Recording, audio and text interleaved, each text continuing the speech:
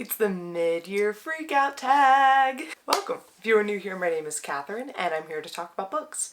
Today, I wanted to do the Mid-year Book Freakout Tag. I have never done one of these. I'm very excited to do so. This is just a great way for me to check in with you about what I've been reading so far, how the progress is going, what I have yet to read. So many things to update you on.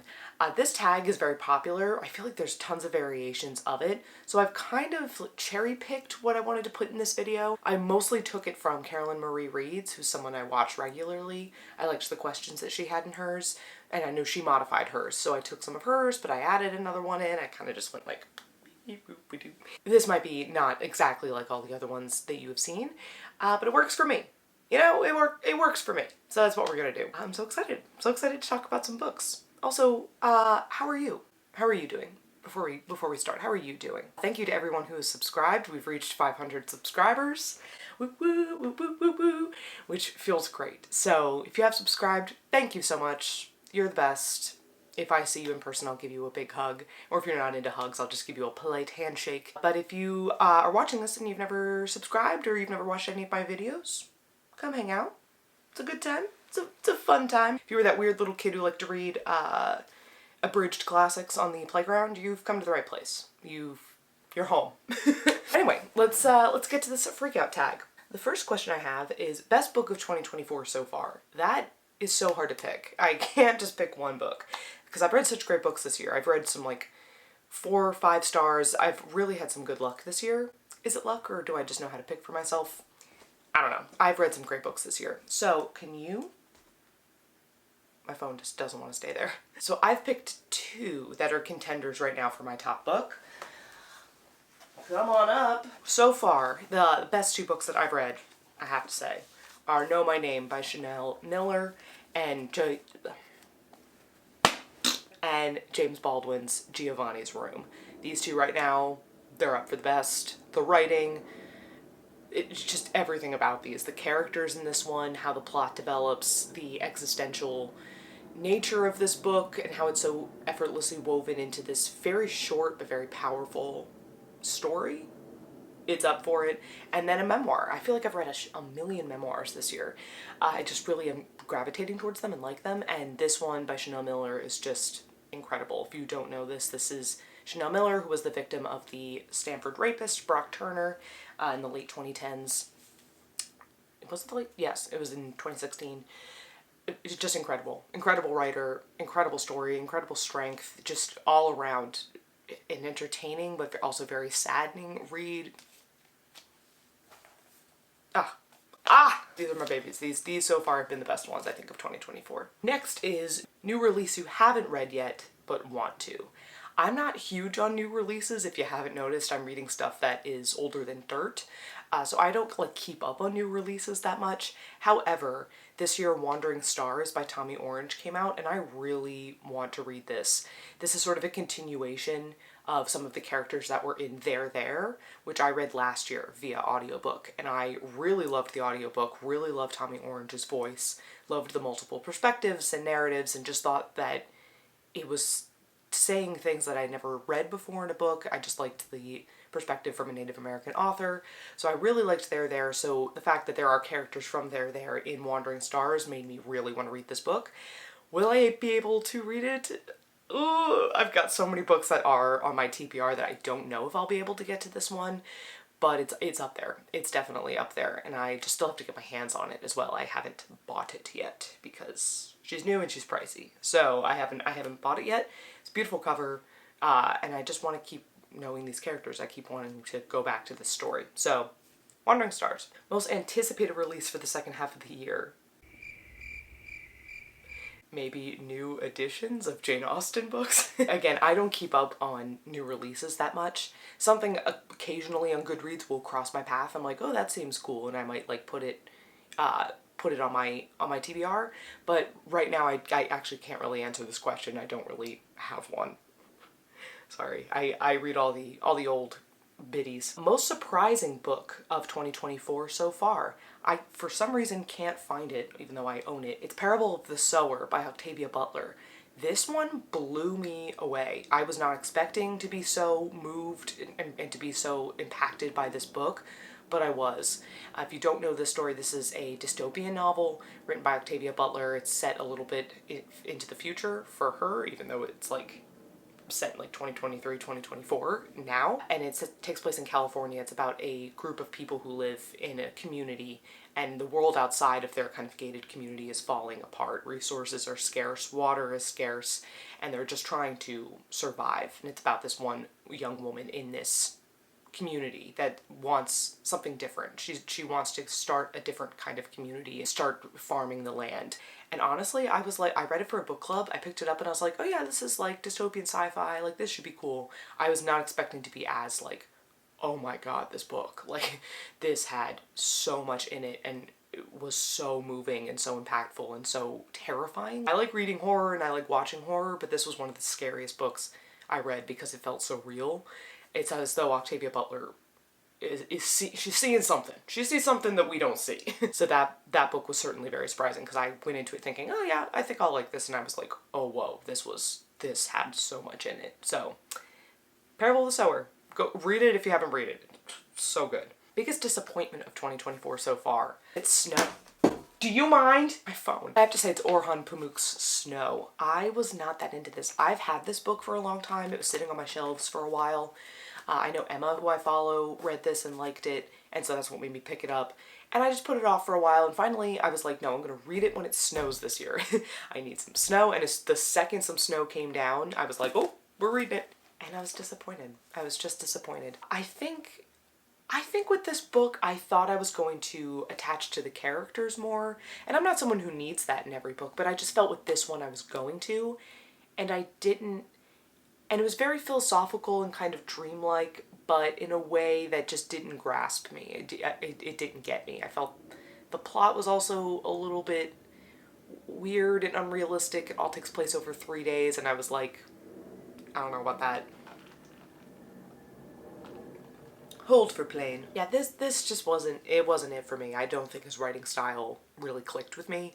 I won't be prioritizing a lot of his other works anytime soon, so that was the biggest disappointment, unfortunately. But still, I still gave it like 3 stars, but I still didn't think it was that great. Favorite author of 2024 so far? It has to be Carmen Maria Machado. I read In the Dream House. That was also up for like one of my favorite books of the year. Also a memoir. Her writing style, I just loved it. I thought she was so specific, like her voice was so specific, so concise, and just, like the way she was wording things, I was like, yes, yeah, absolutely. And it's turned into now that everything that she's kind of had her hands in, I want to read. Especially Her Body and Other Parts, which is, are they short stories or they're essays? I really want to read that. I really want to read my copy of Carmilla, which is edited by Carmen Maria Machado. I just think whatever she's on, whatever she's doing, she's on the right path. I like her, and she's new to me. This is an author that's new to me. So I will be pursuing anything that she's written. Articles, if you have any Carmen Maria Machado articles, send them my way. I want to read everything she's written. Newest favorite character. This would have to be Iris Chase from The Blind Assassin by Margaret Atwood. I read this way at the beginning of the year. This is one of the first books I finished of the year. Great book. Fantastic book.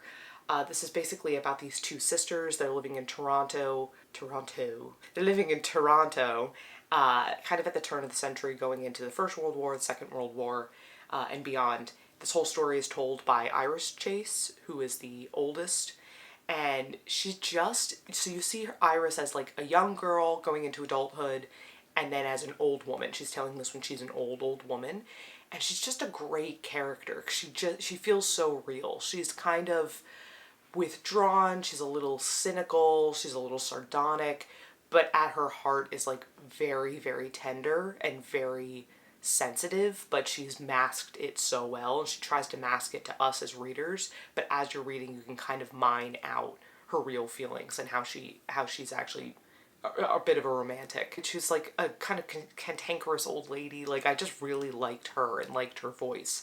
And even at times I didn't like her. I was like, oh, come on. Like, why are you acting that way or being that way? But that meant to me that she felt like someone I really knew and was like a real person. So I gotta give it to cranky old lady, Iris Chase. Also, when she's younger, she's just such an interesting person. This is so good.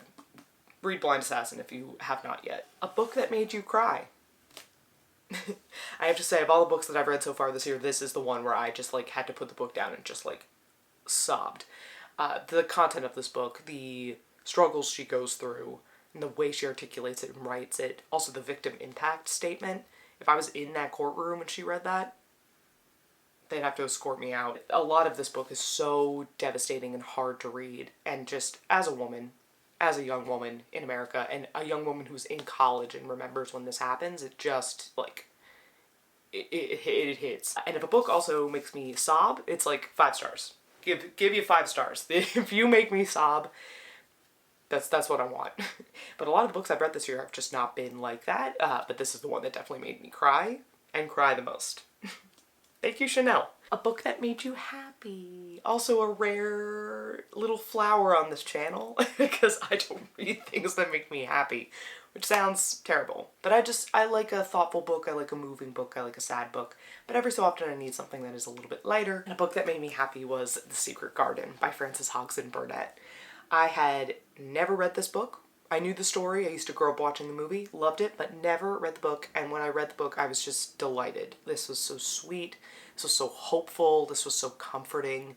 This was about the power and the magic of being in the outdoors and how nature can heal. This is about friendship, about family. It had so much in here. So if you're not familiar with the story, it's about Mary Lennox, who his family passes away when she's living in India, so she's brought to her only living relation, which is her uncle in the Yorkshire moors, and she finds this secret garden on the property and she brings it back to life. And it's just excellent. This is an excellent book. Even if you're an adult, I think this will make you just like, because that's what I was reading this book. This was an excellent read. So, The Secret Garden. Most beautiful book you've bought or received this year. I'm not someone who usually collects nice versions of novels. I don't really have the room, and I want to be a financially healthy person, so I don't invest in very, very nice books. However, there are books that I do get that I'm like, oh wow, this one is so beautiful. This is a thrifted book, so I didn't have to spend that much on it. It's Habibi by Craig Thompson. I haven't yet read this. I think I could fit this in somewhere in the year because it's a graphic novel. But the writing, first of all, it's just like the cover I think is so beautiful. She's a little smudged because she was from the thrift store. But I just think there's so much detail in these books. Like, look at these end pages. Just stunning. And the art style is really cool. And just so detailed and so beautiful. So this to me is I think one of the most beautiful books that I've gotten this year. And this was $2. So can't be mad about it. But other than this, I can't say that anything else I've bought is like incredibly aesthetically pleasing or gorge, because I like to buy literally the little ugly rejects at the thrift store, the little guys that are like, please read me. I will go for those every time because they're cheap and they still have the book inside. But when I saw this, I was so happy to find it because I've been wanting to read it, and it also, I think it's a graphic novel. It's gorgeous. So, Habibi. Oh, this was a recent development. I have been given, by Steve's mother, Tina. Thank you, Tina. It's Demon Copperhead by Barbara Kingsolver. And I don't know what it is about this cover.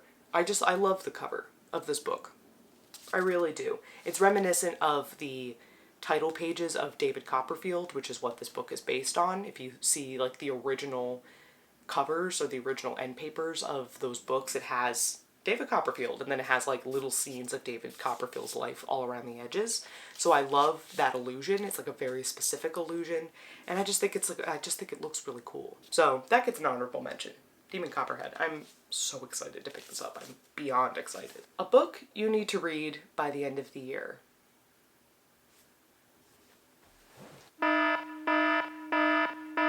Yes. If you've been here for any length of time, you know that I'm still reading this book. I'm still on it, still reading it, still haven't picked it up, but I will finish it. I know I'm going to finish it by the end of this year. Fortunately, I have other big reads that are getting picked up, but we'll get to it. Also on this list, War and Peace definitely has to be read by the end of this year. I am picking it up this month. I'm very excited. So War and Peace is coming up as well. So Who will finish this or War and Peace? I don't know.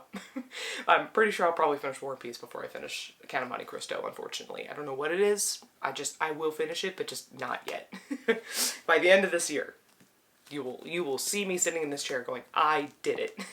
But great. Those are all the questions I have for this mid-year freak out tag. Thank you for joining me.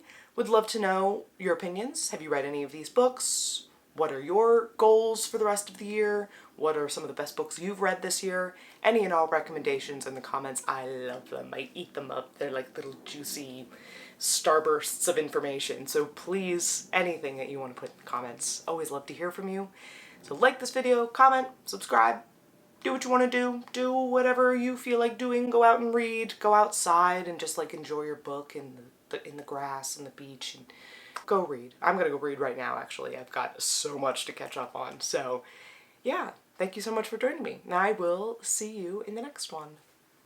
Bye!